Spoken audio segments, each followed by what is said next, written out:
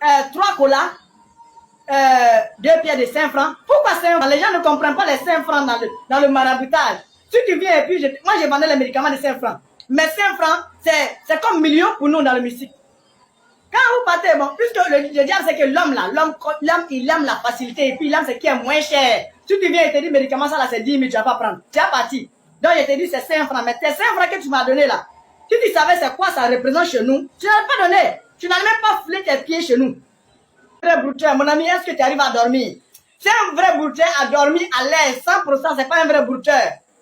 Quelqu'un qui a l'argent 100%, pour dire non, moi là, je suis allé voir le marabout et puis je m'a donné l'argent, je dors bien le diable. Oui, allez voir un marabout, c'est le diable. C'est le représentant. Comme de la même manière que les pasteurs sont des ambassadeurs sur la terre pour représenter le royaume du ciel. Le royaume des cieux, c'est comme ça, les marabouts aussi sont là pour représenter le royaume des ténèbres. Donc quand vous allez automatiquement, vous rentrez dans la présence du diable. Comme de la même manière, quand vous venez voir un pasteur ou bien de rentrer dans une église qui est remplie du Saint-Esprit, vous êtes dans la présence du Saint-Esprit, c'est comme ça. Donc quand vous partez, tu t'en vas tisser une alliance avec le diable en lui vendant ton âme. Non, tu ne peux pas venir chez le diable tant que tu ne lui as pas donné ton âme. Oui, peut-être qu'on me dit, mais toi tu avais vendu ton âme. J'ai vendu mon âme. Avant même ça, mon âme a été vendue par mon Père. Et consciemment, moi aussi, j'ai vendu mon âme. Mais il n'y a que le Seigneur seul qui est capable, qui a retranché mon âme de l'enfer, du séjour des morts, qui a retranché mon âme de la main du diable. Comme il a dit qu'il est venu racheter. Et c'est par son sang que nous avons reçu cette grâce. Moi, j'ai fait pour sortir dans ça. Quand tu vas aller voir le marabout, bien le premier jour quand tu arrives chez le marabout, il te dit, le jour que tu vas désobéir à l'alliance que nous avons tissée ensemble, tu vas mourir.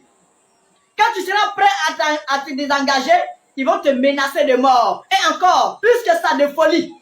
Mon frère et ma soeur, si tu es dedans, désengage-toi. Désengage-toi, mais il ne faut pas te désengager dans la chair. Si tu te désengages dans la chair, tout ce qu'ils ont dit, ça va t'arriver. Il faut te désengager sur quelqu'un. Qui c'est cette personne? C'est le Seigneur Jésus-Christ. Et après cela, il y a ce qu'on appelle la délivrance. Chaque fois que vous partez chez un marabout, chez un charlatan, vous tissez une alliance avec le diable. Consciemment ou inconsciemment, même si tu es parti accompagner quelqu'un, tu as tissé l'alliance. Que tu le veuilles ou pas, tu as tissé l'alliance. Mon père était musulman et marabout. J'ai été initié de mon père à l'âge de 2 à 3 ans. À l'âge de 2 ans, il me lavait avec des médicaments dans des calebasses. Il avait 3 génies et il faisait des incantations. Et puis je voyais ces génies, je causais avec ces génies-là. Bon, le maraboutage, il y a plusieurs volets. Mais ce que moi j'ai reçu, c'est un maraboutage que j'ai reçu de mon père et que je devrais être formé. Oui, oui, on t'apprend comment pratiquer, comment parler avec les esprits, comment invoquer, comment dire les incantations. Et j'ai lavé plusieurs arbres, plusieurs racines des arbres, avec des incantations à suivre. Ces incantations font quoi? Appellent les esprits. Donc je ne peux pas compter les esprits qui étaient en moi, mais ils étaient nombreux. Mais malgré ça, Dieu m'a fait grâce. Donc j'ai fait mon apprentissage là pendant 3 années. J'ai été formé pendant 3 années avec cette maman-là. Et ce n'est pas elle seule. Elle m'a envoyé chez d'autres personnes, d'autres sorciers, que j'ai reçu encore d'autres formations pour être mûr. Jusqu'à ce qu'un jour, elle me dit, bon, où nous sommes arrivés, il reste 2 étapes que tu dois franchir. Maintenant, tu dois savoir comment parler avec les esprits. Mais lui, ces esprits en fait, les démons, ce ne sont pas les esprits saints. Ce n'est pas un esprit saint, non, non, non. C'est des démons. Et elle a fait des incantations. Ces démons-là, je connais les noms, que je vais taire les noms. Voilà, seulement que c'est des démons. Elle les a fait venir et on a tissé alliance. Chaque fois que vous partez chez un marabout, chez un charlatan, vous tissez une alliance avec le diable. Consciemment ou inconsciemment, même si tu es parti accompagner quelqu'un, tu as tissé l'alliance. Que tu le veuilles ou pas, tu as tissé l'alliance. Ça a été comme ça. Tu ne peux pas fouler les pieds dans la présence du diable et puis sortir en vain. Non. Et quand tu foules les pieds, on te prend quelque chose. Même bien vrai que toi, tu n'es pas venu pour tes propres besoins. C'est la raison pour laquelle quand vous arrivez, on vous dit comme ça, ah, faut faire venir ta camarade ou bien ton ami.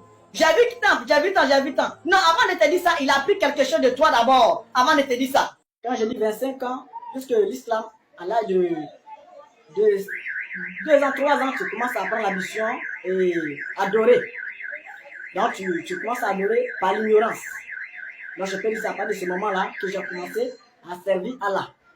Jusqu'à l'âge de 25 ans, où j'ai pris l'engagement de donner ma vie à Jésus-Christ.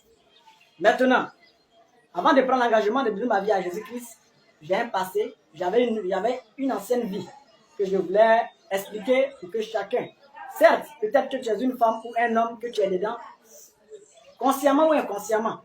Et tout d'abord, j'aimerais que vous sachiez que je ne suis pas venu pour dénigrer une religion ou dénigrer qui que ce soit, mais je parle en ce jour pour l'amour du Seigneur, pour que ceux qui sont dans la perdition, dans l'ignorance, puissent parvenir à la connaissance du Christ, parce qu'il n'y a que lui seul qui peut délivrer et restaurer, amener, sauver nos âmes de l'enfer. Et je pense que si je suis là pour parler, je dois parler librement et sans crainte. Et comme je le disais, mon père était musulman et marabout. Et mon père a fait beaucoup d'enfants. Je suis le seul garçon parmi ses enfants. J'ai été initié de mon père à l'âge de 2 à 3 ans pour le succéder. Mon père était un musulman, vraiment un grand marabout. Bon, nous, en notre temps, en ce moment, nous, on pensait qu'il faisait le bien. Mais aujourd'hui, je peux, avec la connaissance que j'ai, qu'il faisait le mal. Et je l'ai succédé, effectivement, quand le moment est arrivé. Mais peut-être que vous me dites, mais pourquoi à l'âge de 2 ans, il t'a initié? À l'âge de 2 ans, il m'a initié parce que je suis le seul fils qui doit le succéder après sa mort. Et à l'âge de 2 ans, il me lavait avec des médicaments dans des calebasses. Au point même qu'il peut mettre des médicaments dans l'eau, dans un calebasse, et puis faire la boue, du sable, et puis mettre dessus, ça va bouillir. Et il a commencé à me laver ces choses. Ma jumelle, chaque vendredi, il nous habillait en habit boubou blanc, et puis il achète les œufs africains, là, c'est pas les œufs qu'on voit aujourd'hui, c'est les œufs africains. Et puis il vient préparer, il prépare ça dans la calebasse. Et non pas sur feu, hein. Il prépare ça dans la calebasse, il fait le sable, et puis il met la calebasse là-dessus, et puis ça boue et il nous donne. S'il a acheté 16 œufs, c'est que j'ai pour moi 8, ma soeur aussi également. Et chaque vendredi, c'était comme ça. Jusqu'à un moment arrivé où il a dit qu'il va me laver lui-même ses médicaments que lui-même il lave. Et quand il m'a lavé ces médicaments-là, je n'arrivais plus à vivre avec mon père en paix. Tout le temps, chaque jour, c'est des bagarres. J'étais enfant, c'est vrai, mais on se bagarrait. On se bagarrait. Personne ne pouvait comprendre que c'est des œuvres de la sorcellerie. On se bagarrait au point même qu'on luttait dans la chambre, on dirait que 2 grandes personnes. Jusqu'à ce que je n'arrivais plus à vivre avec lui et je vivais hors de mon père, au marché, sur les tables du marché, sur les poubelles. Et c'est comme ça a été ma vie, jusqu'à ce qu'il me ramena chez ma mère. En vrai, je ne connaissais pas ma mère quand j'étais enfant. Parce qu'il disait, c'est vrai, il avait peur que mes parents maternels me prennent pour que lui il perde. Parce qu'il devrait m'initier. Et c'est encore l'initiation qui nous est sévrée à l'âge de 1 an, 6 mois. Et j'ai vécu avec lui jusqu'à ce qu'après, on ne pouvait plus vivre ensemble. Et on s'est séparés. Quand il m'a envoyé chez ma mère, j'ai fait 3 à 4 mois et il y a un chien. On ne sait pas où il est sorti. Donc j'ai pas dit qu'il m'a mangé en fait. Il ne m'a pas mordu, mais on s'est bagarré avec ce chien.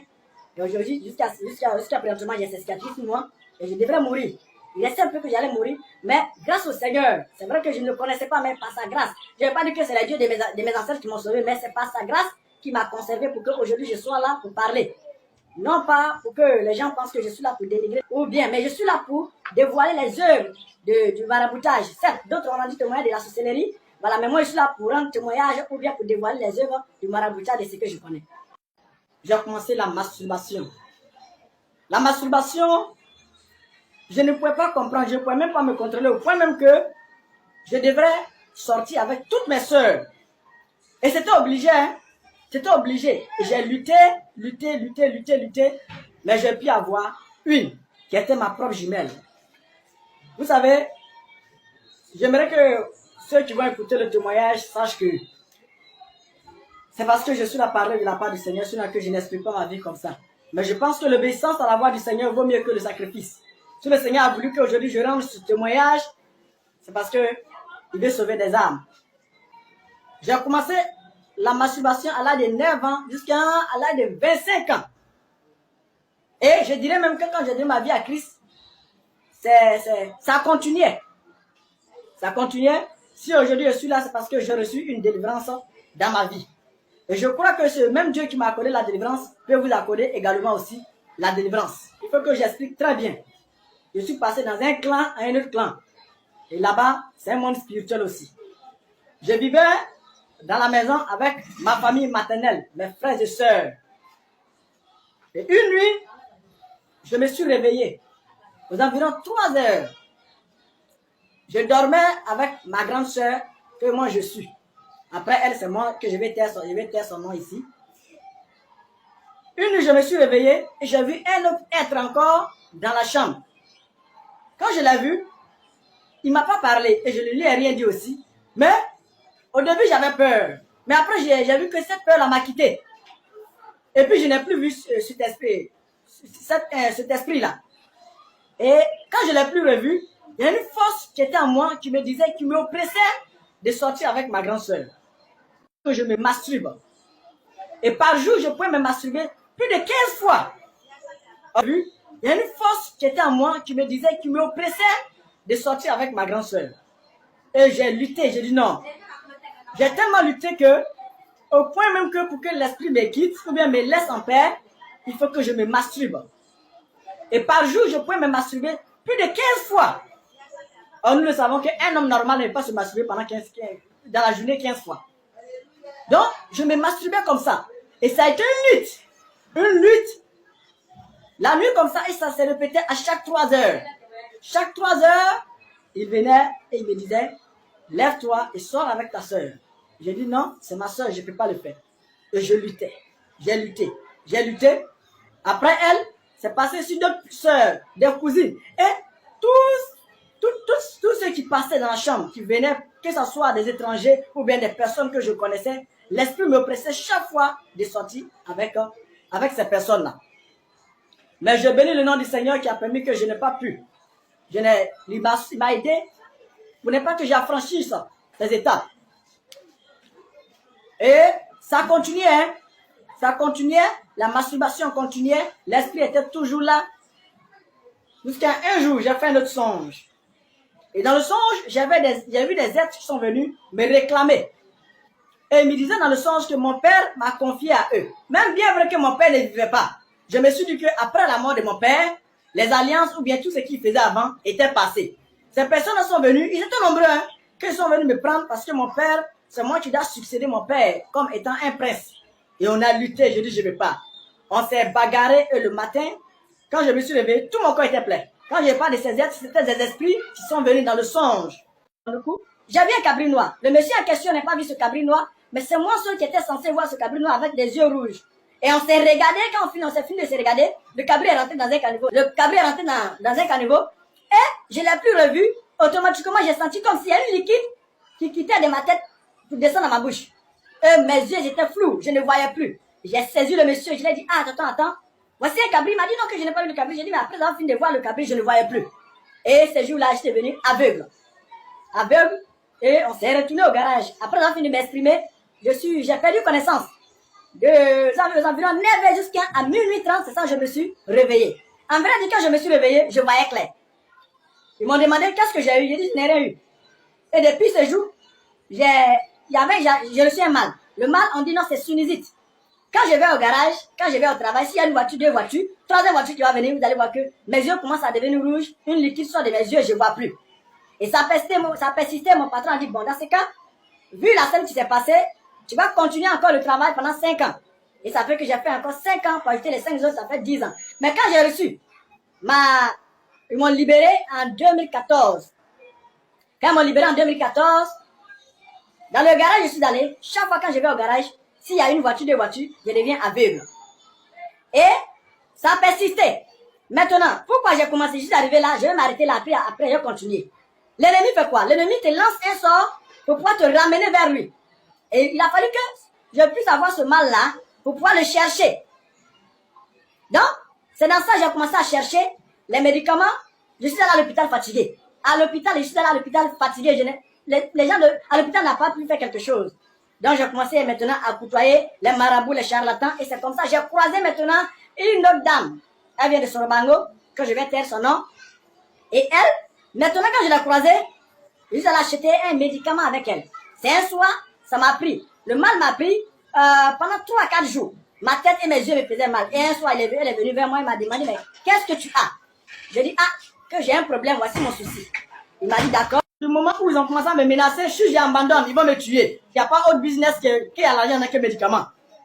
Parce que quand tu vas venir canari de 3 000 francs là, ou bien canari de 250 francs, moi je peux te vendre ça plus de 100 000. Ça ne me dit rien. Dans le maraboutage, l'escroquerie ne nous dit rien. Parce que notre père est un escroc, un voleur, un menteur, un criminel, donc ça ne nous dit rien. Nous sommes de sa nature, donc on vous ment. Le monsieur en question a commencé, il m'a dit, bon, pour cela, tu dois devenir un sorcier. Sache que la sorcellerie, nous qui sommes dedans aujourd'hui, on n'est pas accepté d'être sorcier. Mais c'est par les circonstances que nous sommes rentrés dedans. Donc il faut savoir que tu es déjà sorcier. Ton père t'a déjà initié et ça a été planifié qu'aujourd'hui, moi, tu vas me croiser. Il dit, bon, dans ce cas où nous sommes arrivés là, il faut que je parte de l'avant. Donc continuons. Et j'ai commencé à laver les médicaments. Je peux dire, si je n'ai rien lavé comme médicament canari, c'est pas moins de 40 canaris. Sans compter les calebasses, hein, sans compter les médicaments qu'ils ont mis dans mon corps. En me faisant croire que moi, je vais vivre longtemps. Mais, pour vivre longtemps, là, ce n'est pas dans la sorcellerie ou bien chez le diable. Vivre longtemps, c'est dans le Seigneur. Et, quand j'ai commencé à laver ces médicaments, après, les attaques ont commencé à se multiplier. Je vais vous dire quelque chose que vous devrez comprendre, certes, sûrement. Quand tu rentres dans la sorcellerie, c'est un défi que tu lances aux autres. C'est un défi. Bien vrai que vous avez le même père. Le sorcier, le marabout, le charlatan, ils ont le même père. Et même mère. Parce que la sirène des eaux, elle est mère. Et le diable en question, elle est père. Donc, quand vous commencez, vous vous lancez des défis. Il a fallu que après j'encaissais des flèches que je ne pouvais plus. Et ces flèches sont devenues des maladies dans mon corps. Je vous assure, il y avait plus de 14 maladies dans mon corps. Je dis bien 14 maladies. Moi qui guérissais les autres, je n'arrivais pas à me guérir. Moi qui disais que je sauvais les autres, je n'arrivais pas à me sauver. Avec la sirène des eaux, où elle envoyait un bélier. Le bélier devant est noir, et à partir du milieu, derrière est blanc jusqu'à la queue. Et que c'était chaque année qu'on devrait faire ce sacrifice afin que tous ceux qui sortiraient de ses entrailles, de sa descendance, puissent aller de l'avant. Et elle a fait ça. Quand elle a fait ça, mais elle ne sait pas que, bon, je ne sais pas hein, si elle sait qu'elle a tissé une alliance avec le diable. Mais à partir du moment là, c'est le diable qui tisse l'alliance avec, c'est le diable qui tisse, elle tisse l'alliance avec le diable. Donc, à partir de ce moment, tous ceux qui sortent d'elle, de son sang, l'appartiennent. Et quand vous partez, qu'est-ce qu'on fait? Même chez les marabouts, ça se passe, ils ont un livre. Ils ont un livre. C'est la raison pour laquelle quand tu vas, ils te demandent tout ton nom. Mais, disons la vérité, quelqu'un qui veut t'aider vraiment, là, il ne va pas demander tout ton nom, hein. S'il veut t'aider, là, il va t'aider comme ça. Mais on demande tout ton nom. On n'écrit pas ton nom dans le livre devant toi. Mais après, quand tu vas, on écrit ton nom. Et quand on écrit ce nom-là, dans ce livre-là, c'est pour dire qu'à partir d'aujourd'hui, que tu le veuilles ou pas, tu appartiens à ce clan. Et qui pas du clan du diable. Tu es un enfant du diable, que tu le veuilles ou pas. Même si tu es un pasteur, et que tu as foulé les pieds chez un marabout, je ne parle pas de ton passé, je parle du présent. Que tu as foulé les pieds chez un marabout, chez un charlatan, en croyant voir quelque chose. Je ne parle pas, c'est une autre manière pour dire non, tu es parti l'évangéliser, je ne parle pas de ça. Mais si tu es parti vers lui, en ayant autre intention, mon frère ou bien ma soeur, faut te dire que tu n'es plus un enfant de Dieu. Tu deviens automatiquement un enfant du diable, que tu le veuilles ou pas. Mais si tu pries et puis le feu de sang, ton nom a été barré dans le livre de vie. Et ça a été comme ça parce qu'on sait qu'il y a deux livres. Il y a ce qu'on appelle le livre de vie, il y a ce qu'on appelle le livre de condamnation. Et les marabouts ont ça. Le livre de condamnation, d'exécution, de malédiction, tout ça. Et que il me reste deux étapes. Première étape, c'est de parler avec ces esprits. Et je l'ai fait. Maintenant, dernière étape. Et que dans la forêt. Voici pourquoi je dis que chaque jour, je devrais me masturber 10 fois.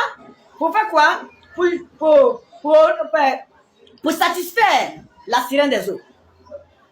Et un jour, j'ai lavé un autre médicament. J'ai lavé un autre médicament avec caméléon. Avec caméléon, je suis allé chercher le caméléon moi-même, personnellement. Ce n'est pas quelqu'un qui l'a fait.